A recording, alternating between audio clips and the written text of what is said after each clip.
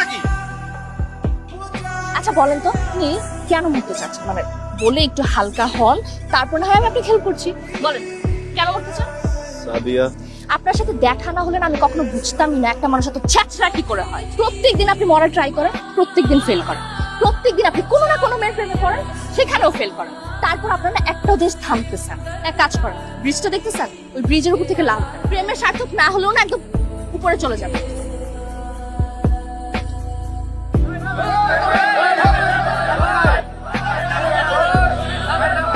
না না ভাই, কেউ ওনাকে থামায়েন না। ওর মনে অনেক কষ্ট, ওর লাইফে অনেক কষ্ট। ওর সবচেয়ে বড় কষ্ট কি জানেন? ওর গার্লফ্রেন্ড ওকে ছেড়ে চলে গেছে। এর থেকে বড় কষ্ট জীবন আর কিছু হতে পারে বলেন? বাবা মা ভাই বোন বন্ধু বান্ধব কিছুই তো না, সবকিছু তো গার্লফ্রেন্ড। আপনার বাবা মা আপনার জন্য কত কষ্ট পাচ্ছে আপনি জানেন? আপনার এসব কর্মকাণ্ডে তারা যে প্রত্যেকদিন আতঙ্কে থাকে, আপনি বুঝেন না এগুলো? একটা মেয়ের জন্য মরে যেতে হবে। আপনি এক কাজ করেন, আপনি তাদেরকে এই মানসিক কষ্টটা না দিয়ে আগে তাদেরকে মেরে ফেলেন, তারপর আপনি মরে যান। হ্যাঁ ঠিকই বলছেন, কারণ আপনার এসব না তারা প্রত্যেকদিন মরছে। খুব কষ্ট আপনার। রাস্তাঘাটে মানুষজন দেখেন, কারো হাত নেই, কারো পানি ভিক্ষা করে খাচ্ছে, তারপরে তো তারা মরছে না।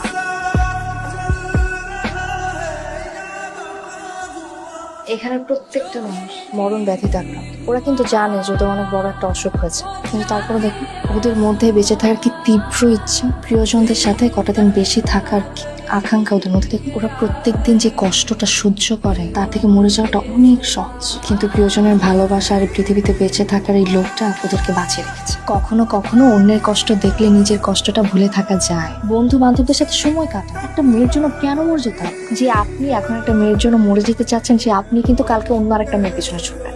নর্মাল, সবার ক্ষেত্রেই হয়। তাই বলে সুইসাইড করতে হবে? আর কে জানে কালকে এমন হতেই পারে যে আপনি কাউকে আরো বেশি ভালোবেসে ফেলেছেন, আর সেও আপনাকে অনেক ভালোবাসবে। হতে পারে না? হাই, আপনি? কেমন আছেন আপনি? আমি ভালো, কিন্তু আপনি এখানে কেন? আবার কি করেছেন? বন্ধুর ফুলের বাগানে গিয়েছিলাম, দুটো ফুল এনেছি। সাদা তো আমার প্রিয় রং, এটা আমি প্লিজ। এটা হচ্ছে ওর বাগানের সব থেকে সুন্দর ফুল, এটা আপনি। একসাথে কত ভালো লাগছে না দুজনকে? কি চাচ্ছেন আপনি?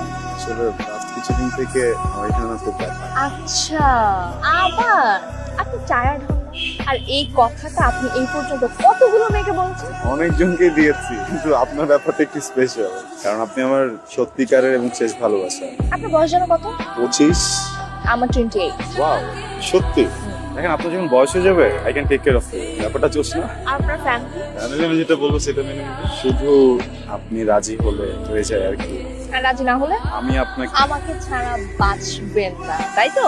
আমি আপনাকে নিয়ে বাঁচতে চাই। ধরেন ফুল পছন্দ হয়নি? অনেক পছন্দ হয়েছে, কিন্তু আমি তো আপনাকে চিনি না, চিনলে ইমপ্রেস হয়ে যেতাম। প্লিজ আমাকে একটা বছর করতে হবে। আমি তোমাকে অনেক ভালোবাসি, আমার জন্য তুমি আমার সব। তুমি আমার ব্যাপারে কতটুকু জানো? তুমি ডাক্তার? তুমি তো শুরুতেই ভুল। আমি ডক্টর না, আমি একজন nurse. Nurse? Alright, so what's wrong in it? মানুষ তো এলিয়েন তো না।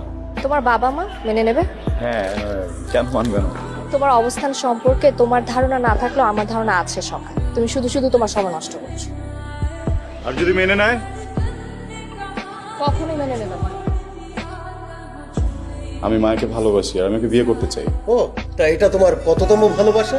আরে আমি তো বাপ হয়ে এইসব কথা বলতে লজ্জা লাগে। তোর এই প্রতিদিন নতুন নতুন প্রেম করা আর এইসব ছেলে মানুষ করা তোর লজ্জা লাগে না? বাবা, তোমার যা ইচ্ছা তুমি বলো, হ্যাঁ কোনো প্রবলেম নাই, বাট আমি মাকে বিয়ে করতে চাই। আমাকে যদি বিয়ে করতে না দাও আমি সুইসাইড করবো। কথায় কথা বাবা মাকে ব্ল্যাকমেল করতে তো খারাপ লাগে না? আমি মোটেও ব্ল্যাকমেল করছি না। আমি যদি মাকে না পাই তাহলে আমি সুইসাইড করবো। তুই একটা নার্সকে বাবা, নার্স হলে কি প্রবলেম একটু বলো তো? সমাজে আমার অবস্থান কি তুই জানিস? এবার আসলে একটা কিছু বলি। আমার ছেলের জীবন আগে না তোমার স্ট্যাটাস আগে। তার কাছে তার স্ট্যাটাস আছে। এই চিন্তা বাবা, আমি তোর বাবার সাথে কথা